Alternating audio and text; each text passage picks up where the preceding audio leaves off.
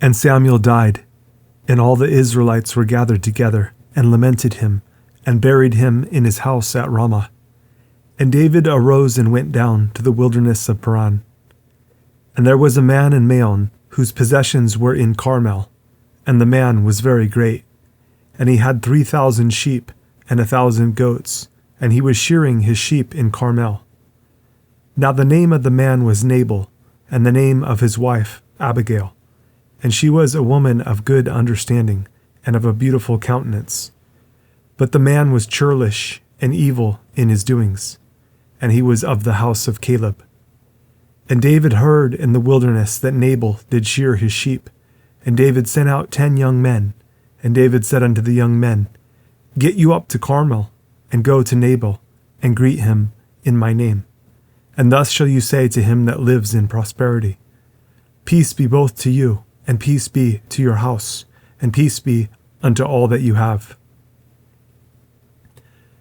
And now I have heard that you have shearers. Now your shepherds which were with us, we hurt them not, neither was there aught missing unto them, all the while they were in Carmel. Ask your young men, and they will show you.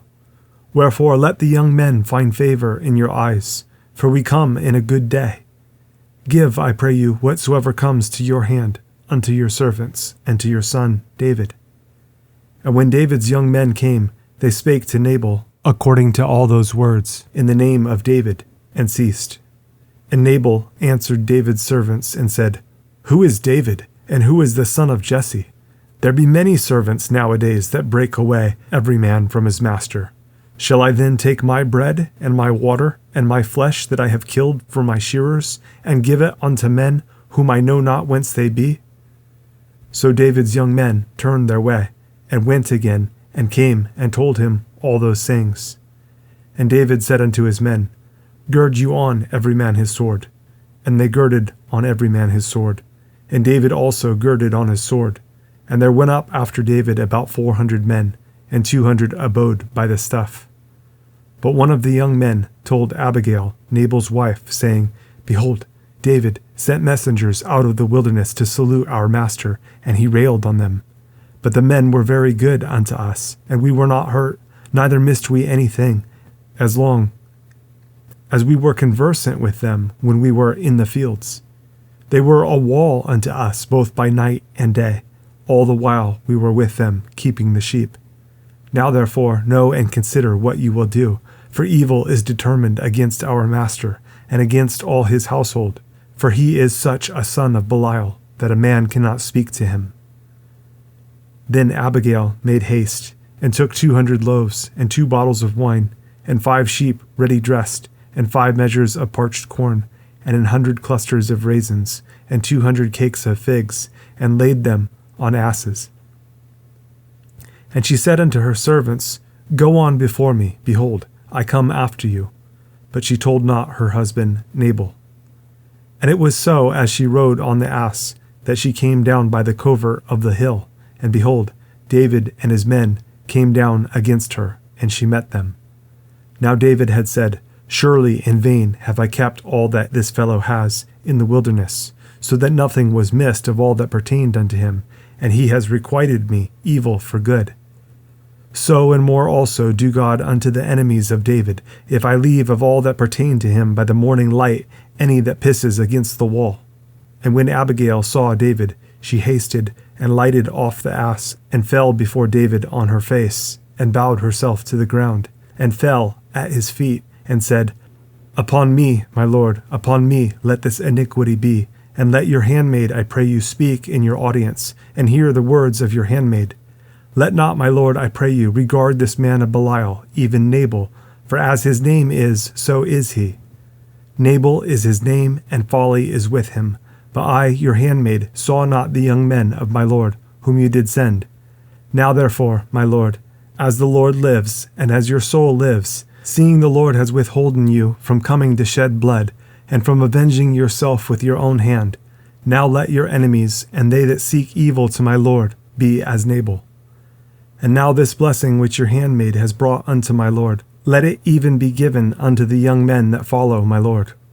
I pray you, forgive the trespass of your handmaid, For the Lord will certainly make my Lord a sure house, because my Lord fights the battles of the Lord, and evil has not been found in you all your days. Yet a man is risen to pursue you, and to seek your soul. But the soul of my Lord shall be bound in the bundle of life with the Lord your God, and the souls of your enemies, them shall he sling out, as out of the middle of a sling. And it shall come to pass, when the Lord shall have done to my Lord according to all the good that he has spoken concerning you, and shall have appointed you ruler over Israel, that this shall be no grief unto you, nor offense of heart unto my Lord, either that you have shed blood causeless, or that my Lord has avenged himself. But when the Lord shall have dealt well with my Lord, then remember your handmaid. And David said to Abigail, Blessed be the Lord God of Israel, which sent you this day to meet me, and blessed be your advice, and blessed be you, which have kept me this day from coming to shed blood, and from avenging myself with mine own hand. For in very deed, as the Lord God of Israel lives, which has kept me back from hurting you, except you had hasted and come to meet me, surely there had not been left unto Nabal by the morning light any that pisses against the wall. So David received of her hand that which she had brought him, and said unto her, Go up in peace to your house. See, I have hearkened to your voice, and have accepted your person. And Abigail came to Nabal, and behold, he held a feast in his house, like the feast of a king. And Nabal's heart was merry within him, for he was very drunken.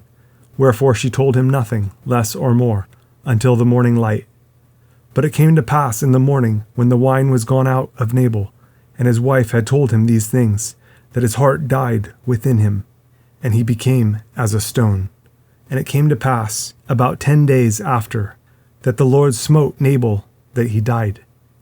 And when David heard that Nabal was dead, he said, Blessed be the Lord, that has pleaded the cause of my reproach from the hand of Nabal, and has kept his servant from evil. For the Lord has returned the wickedness of Nabal upon his own head.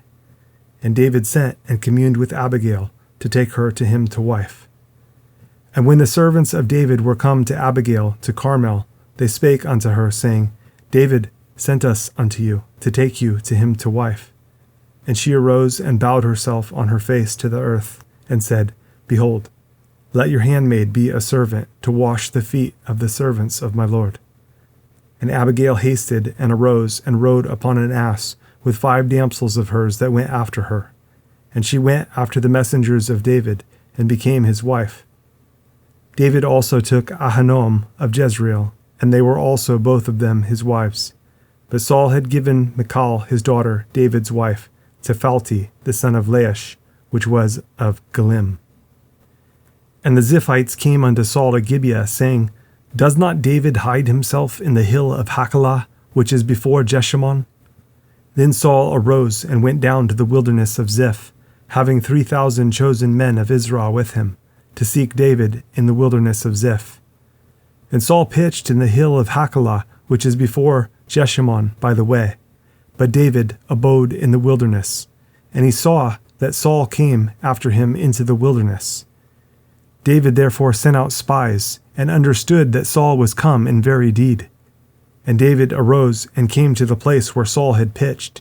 And David beheld the place where Saul lay, and Abner the son of Ner, the captain of his host.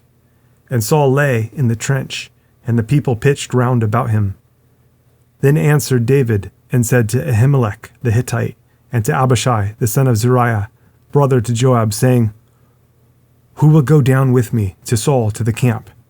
And Abishai said, I will go down with you. So David and Abishai came to the people by night, and behold, Saul lay sleeping within the trench, and his spear stuck in the ground at his bolster. But Abner and the people lay round about him. Then said Abishai to David, God has delivered your enemy into your hand this day. Now therefore, let me smite him, I pray you, with the spear, even to the earth at once, and I will not smite him the second time. And David said to Abishai, Destroy him not, for who can stretch forth his hand against the Lord's anointed, and be guiltless? David said furthermore, As the Lord lives, the Lord shall smite him, or his day shall come to die, or he shall descend into battle and perish. The Lord forbid that I should stretch forth mine hand against the Lord's anointed. But I pray you, take you now the spear that is at his bolster, and the cruse of water, and let us go. So David took the spear and the cruse of water from Saul's bolster, and they got them away. And no man saw it, nor knew it, neither awaked, for they were all asleep, because a deep sleep from the Lord was fallen upon them. Then David went over to the other side, and stood on the top of an hill, afar off, a great space being between them. And David cried to the people, and to Abner the son of Ner, saying, Answer you not, Abner? Then Abner answered and said, Who are you that cries to the king? And David said to Abner, Are not you a valiant man? And who is like to you in Israel? Wherefore then have you not kept your lord the king? For there came one of the people in to destroy the king, your lord. This thing is not good that you have done. As the Lord lives, you are worthy to die, because you have not kept your master, the Lord's anointed. And now see where the king's spear is, and the cruse of water that was at his bolster. And Saul knew David's voice, and said, Is this your voice, my son, David? And David said, It is my voice, my lord, O king. And he said, Wherefore does my lord thus pursue after his servant? For what have I done, or what evil is in mine hand? Now therefore, I pray you, let my lord the king hear the words of his servant. If the Lord have stirred you up against me, let him accept an offering. But if they be the children of men, cursed be they before the Lord. For they have driven me out this day from abiding in the inheritance of the Lord, saying, Go serve other gods. Now therefore, let not my blood fall to the earth before the face of the Lord, for the king of Israel is come out to seek a flea, as when one does hunt a partridge in the mountains. Then said Saul, I have sinned. Return, my son, David, for I will no more do you harm, because my soul was precious in your eyes this day. Behold, I have played the fool, and have erred exceedingly. And David answered and said, Behold, the king's spear, and let one of the young men come over and fetch it. The Lord render to every man his righteousness and his faithfulness, for the Lord delivered you into my hand today. But I would not stretch forth mine hand against the Lord's anointed. And behold, as your life was much set by this day in mine eyes, so let my life be much set by in the eyes of the Lord, and let him deliver me out of all tribulation. Then Saul said to David, Blessed be you, my son David. You shall both do great things, and also shall still prevail. So David went on his way, and Saul returned to his place.